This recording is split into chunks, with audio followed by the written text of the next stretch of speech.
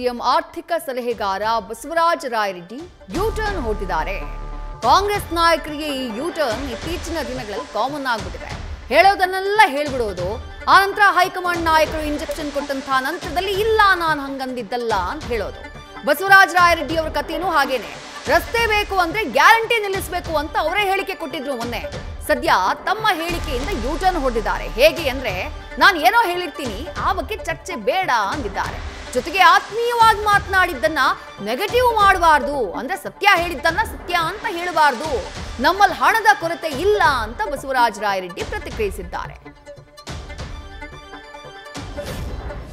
ಅಲ್ಲಿ ಎದ್ದವ್ರು ಏನ್ ಹೇಳಿದ್ರು, ಯಜಮಾನ ಮಧು ಅಲ್ರಿ ಹೆಣ್ಮಕ್ಳಿಗೆ 2,000 ಕೊಡ್ತೀರಿ, ನಮ್ಗೆ ಯಾಕೆ ನಾವು ಕೊಡಲ್ಲ, ಕೊಡ್ತು ಬಿಡಪ್ಪ ಮುಂದೆ ನೋಡೋಣ ಅಂತ. ಆಮೇಲೆ ಅಲ್ರಿ ರಸ್ತೆ ಮಾಡಿಬಿಡ್ರಿ ಅಂತ, ಹಳ್ಳಿದು ಮಾಡಿಕೊಡ್ತೀನಪ್ಪ ಸುಮ್ಮನೆ, ಅಲ್ರಿ ಆ ಹೆಣ್ಮಕ್ಳಿಗೆ ಇವ್ರಿಗೆ ಬಸ್ಗೆಲ್ಲ ಕೊಟ್ಬಿಟ್ಟಿರಿ ಅಂತ. ಅವ್ರು ಮಾತಾಗಾರ ಬೇಡ ಅಂದ್ರೆ ಹೇಳಪ್ಪ ನಾನು CM ಹೇಳ್ಬಿಡ್ತೀನಿ ಅಂತ. ಅದು ತಮಾಷೆಯಾಗಿ ಮಾತಾಡ್ತೀವಿ, ನಮ್ಗೇನು ಆತ್ಮೀಯ ಕಾರ್ಯ. ಅದ್ರ ಪೇಪರ್ನವ್ರು ಬರ್ದ್ರ ದುಡ್ಡು ಇಲ್ಲ, ಅದು ಆಲ್ ಇಂಡಿಯಾ ನ್ಯೂಸ್.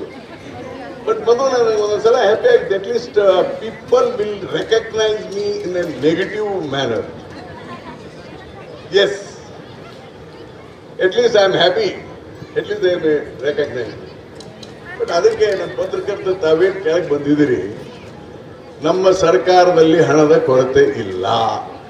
4,09,000 ಕೋಟಿ ರೂಪಾಯಿ ಬಜೆಟ್ ಅನ್ನು ನಾವೇ ಕೊಟ್ಟಿದ್ದೇವೆ. ಯೂ-ಟರ್ನ್ ಹೊಡೆಯೋದು ಬಸವರಾಜ ರಾಯರೆಡ್ಡಿ ಅವರಿಗೆ ಹೊಸದೇನಲ್ಲ. ಈ ಹಿಂದೆಯೂ ಹಲವು ಬಾರಿ ತಮ್ಮ ಅಸಮಾಧಾನವನ್ನ ನೇರವಾಗಿ ಹೊರಗಡೆ ಹಾಕಿದವರು ಬಸವರಾಜ ರಾಯರೆಡ್ಡಿ. ಈಗ ರಸ್ತೆ ಅಭಿವೃದ್ಧಿ ಬಗ್ಗೆ ಮೊನ್ನೆ ಕೇಳಿದಂತಹ ಟೈಮ್ನಲ್ಲಿ ರಸ್ತೆ ಅಭಿವೃದ್ಧಿ ಬೇಕು ಅಂದ್ರೆ ಗ್ಯಾರಂಟಿ ಬಿಡಬೇಕು ನೀವು ಅಂತ ಜನರಿಗೆ ಹೇಳಿದ್ರು. ಈಗ ತಮ್ಮ ಹೇಳಿಕೆ ಯಾವಾಗ ವಿವಾದದ ಸ್ವರೂಪ ಪಡ್ಕೊಳ್ತೋ, ತಮ್ಮ ಪಕ್ಷಕ್ಕೆ ಮುಜುಗರಕ್ಕೆ ಕಾರಣ ಆಯ್ತೋ, ಕಾಂಗ್ರೆಸ್ನ ನಾಯಕರಿಂದ ಫೋನ್ ಬಂತು, ಸೂಚನೆ ಬಂತು, ಆಗ ಯೂ-ಟರ್ನ್ ಹೊಡೆದ್ಬಿಟ್ಟಿದ್ದಾರೆ ಬಸವರಾಜ ರಾಯರೆಡ್ಡಿ. ನಾನು ಆತ್ಮೀಯವಾಗಿ ಮಾತನಾಡಿದ್ದು, ನಾನು ತಮಾಷೆಗೆ ಮಾತನಾಡಿದ್ದು, ಮಾಧ್ಯಮದವರು ಅದನ್ನೇ ಸುದ್ದಿ ಮಾಡಿಬಿಟ್ರು, ಹೇಳಿದ್ದನ್ನೇ ಸುದ್ದಿ ಮಾಡಿರೋದು.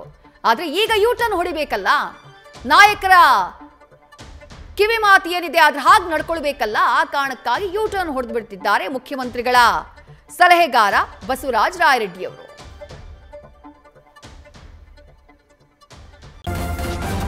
ನ್ಯೂಸ್ ಫಸ್ಟ್ ನಿರ್ಭೀತಿಯಿಂದ ನಿಮ್ಮ ಪರವಾಗಿ.